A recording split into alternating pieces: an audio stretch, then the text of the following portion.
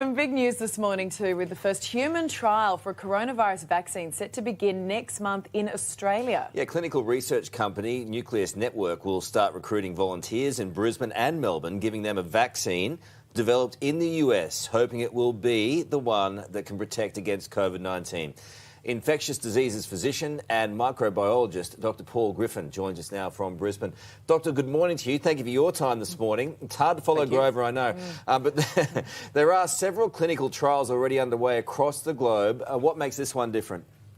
I guess most of the trials we've seen are for therapies and supported by varying levels of evidence. And the objective of those treatments is to hopefully make people that are infected a bit less sick or recover more quickly. And while they're important, what we need to be able to go back to our normal lives is something we can give to most people and protect them from getting infected. And that's what a vaccine is. And that's what this trial is all about. And while there have been some vaccine trials, this is certainly the first one in Australia and one for a product that looks really promising. Right, so you'll be testing this in both Brisbane and in Melbourne. Can you just talk us through the different phases of this human trial? Sure. So obviously to get to human trials, we've got to have really good data to support doing that. So we have great confidence that it's likely to be safe as well as effective. And we start with what we call a phase 1 trial, where we give it to a relatively small number of people in a really controlled way to prove that it is as safe as we think it will be, as well as some early signs that it's going to be effective. We then do a second phase trial, where we give it to some more people in a slightly more real world situation to start to see that it does what we want it to do, and that's to prevent infection.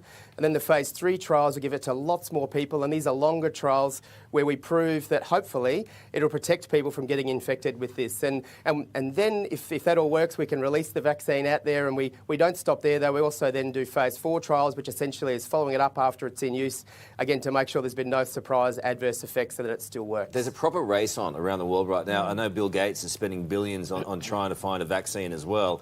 Obviously there's a lot of very important people trying to find this, and we need it at the moment. Normally it's a process that does take years. We're talking about 12 to 18 months. That's what our medical officers are saying. Best case scenario, can it be shorter than that? Can it be in a couple of months?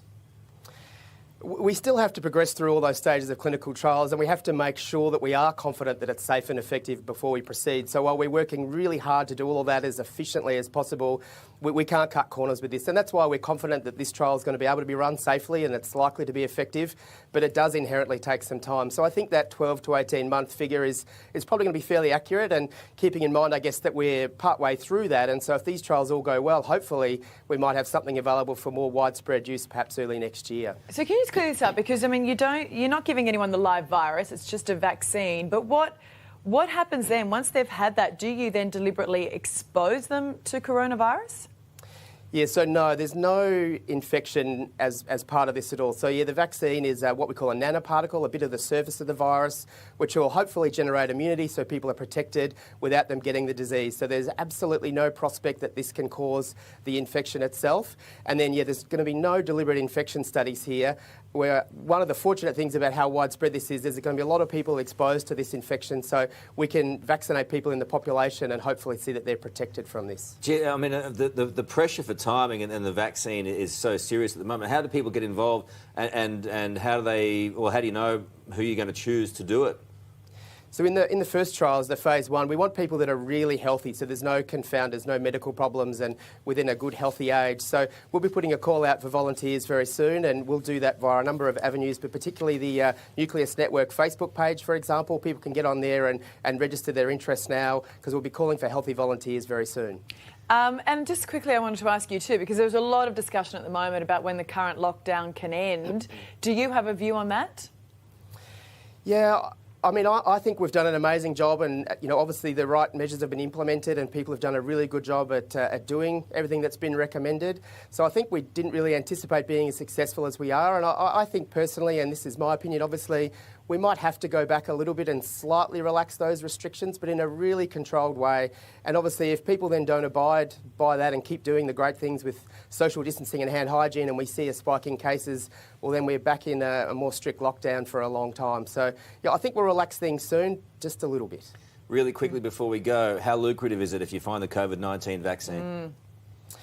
I guess, that we've seen unprecedented collaboration trying to develop a vaccine here, and I don't think anybody's in it for the money. I think perhaps there's an opportunity for a company that was able to do this to make some money, but typically vaccine companies actually don't make a lot of money from these because there's a lot of people that can't afford to pay a lot for a vaccine, and a vaccine like this would have to be delivered essentially worldwide for it to have its effect. So, yeah, I don't think anyone's in it for the money at this stage. It's cynical Carl who asked that question. No, I just want to know if you're listed or not. Hey, thank you so much for that. Appreciate your expertise.